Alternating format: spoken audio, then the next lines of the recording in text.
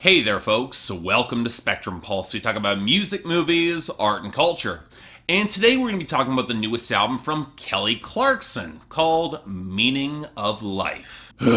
Okay, let's try this again. Now, for those of you who don't know, when I covered Piece by Piece by Kelly Clarkson back in early 2015, I was, to put it mildly, kind of underwhelmed. It wasn't that it was precisely bad, but it certainly was forgettable and sloppily produced and often poorly written to boot. The sort of record that really didn't add anything new or interesting to the mainstream pop culture conversation. It really only was redeemed by the fact that Kelly Clarkson remains a great singer to this day, but it's not like the production or the compositions flattered her as much as they could. And the second you compare this to what she was doing in the mid-2000s, well, one of the phrases I used was sellout, but in truth, any sort of greater, unique artistic ideal went out the window after My December underperformed 10 years ago. And you know, I got a lot of crap for those statements. I stand by them, but I also think something was missed in that review. Namely, when Kelly Clarkson gets good material, she's a tremendous pop singer and she can make great music. I put her in a similar category to Demi Lovato in that they're both singers with huge voices that arguably sound better in rock than R&B or soul or gospel. But you know what? If the pop song is great, I will take it. As I did when her cover of It's Quiet Uptown from the Hamilton mixtape made my year-end list of the best songs of 2016. If you haven't heard it, check it out. It's incredible. But you know what?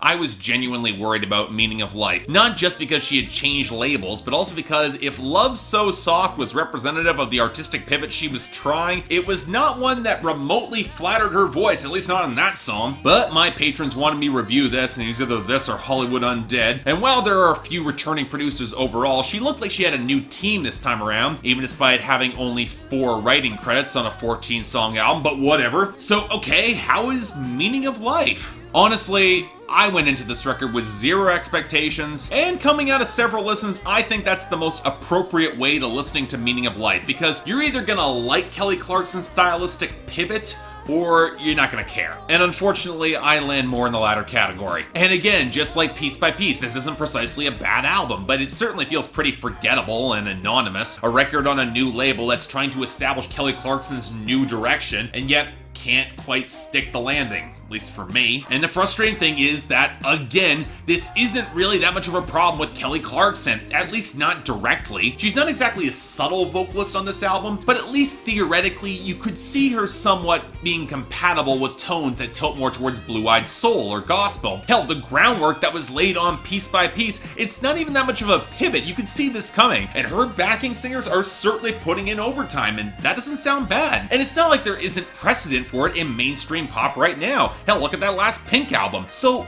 why doesn't it seem to work with me with Kelly Clarkson? Well, part of it definitely comes through in her delivery. Compared to Pink, who always had this smoky sense of groove and a natural loose charisma that gave her a bit of flexibility when her songs trended more towards soul or R&B. Something that Kelly Clarkson and Demi Lovato have both struggled with. They're just not that loose, just a little bit too stiff and theatrical, which for the right songs can work, but not really for soul music. Granted, if you're looking for the larger reason why Kelly Clarkson can struggle on this album, I'd argue it comes a lot more in the production. And let's put aside the vocal production for a second. There's no real consistency across the record on the board with that, or the amount of space that she gets in pitch-shifted vocal filters that gets tacked on to songs like Heat, with by far the worst case for the pointless shifting added to the end of her vocals on Go High. But you know what? That's ultimately peripheral to the main underlying issue. And it really becomes pretty simple. The more upbeat soul songs just do not have a consistent sense of groove or swing to them. And when you factor in a real lack of driving instrumental melody, she and her backing singers are stuck trying to add momentum to songs that seem to be actively resisting it. I mean, take a hook of Love So Soft. This flat, leaden block of bass beneath her that slams the track into a brick wall on that hook and can't provide any groove to counterbalance her voice. So she winds up reverting to this staccato delivery that somehow makes it worse. And that's before you tack on the fake horns. We'll get back to that in a second, because really the horn fidelity is all over the map on this record, especially as a similar momentum issue happens on the trap-inspired Did 9, at least the horns sound more full there, but the lack of underlying melody becomes the bigger issue for songs like, say, Heat, because for all the vocal lines, the guitars, they barely complement the thrumming bass and that hand clap, and it winds up not feeling all that memorable on a fundamental compositional level in that tune. Or conversely, you get a song like the title track with the guitar sound so flat and badly tuned, you almost wish that it wasn't there. Again, it's more of an evidence of a focus on percussion texture over actual melodic monotonic tone, which shows up again with the guitars and organ on Move You. They don't really have any real body until the strings swell up. Or go to Whole Lotta Woman,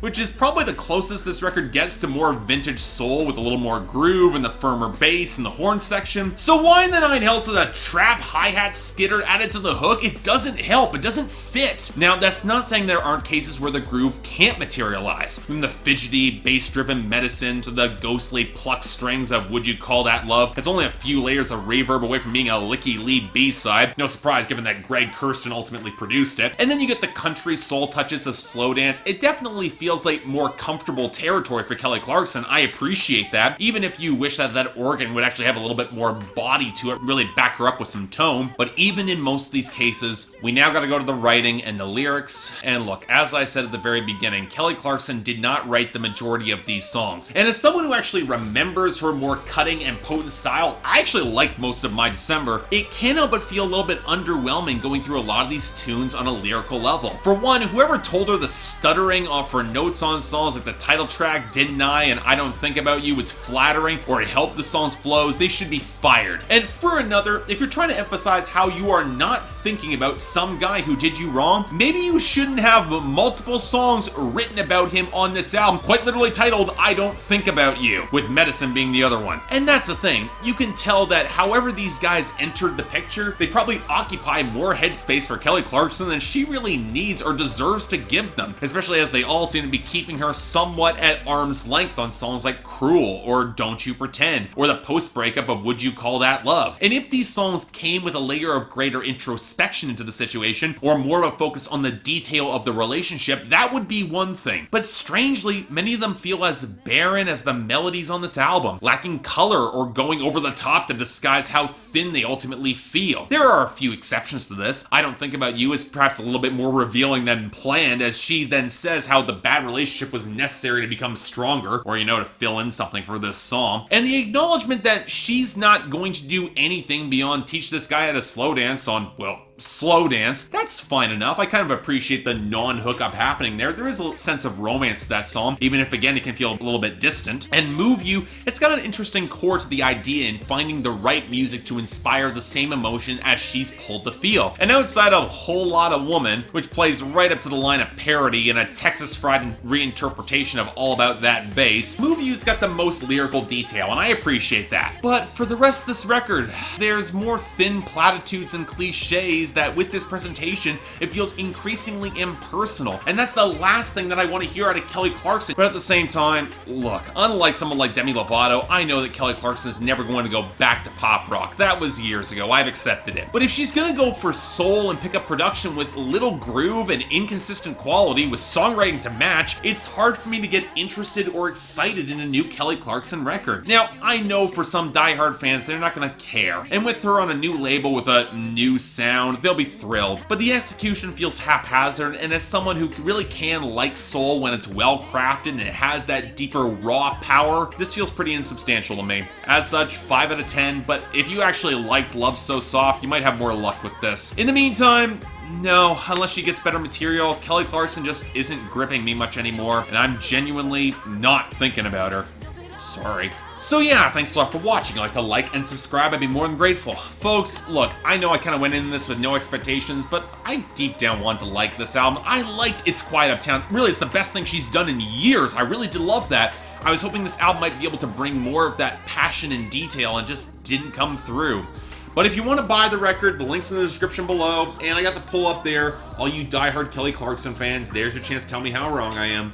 Beyond that, anything else I might be able to do to improve my presentation? If you guys want to support my channel, the link to my Patreon is right over there, where 3 times a week you guys get to vote on my schedule of records I'm covering, and once a week for the higher tier contributors you get to add albums or movies, or even a top 10 list to that schedule. More details right over there, but till then, I'm Mark, you're watching Spectrum Pulse, and I'll see you next time.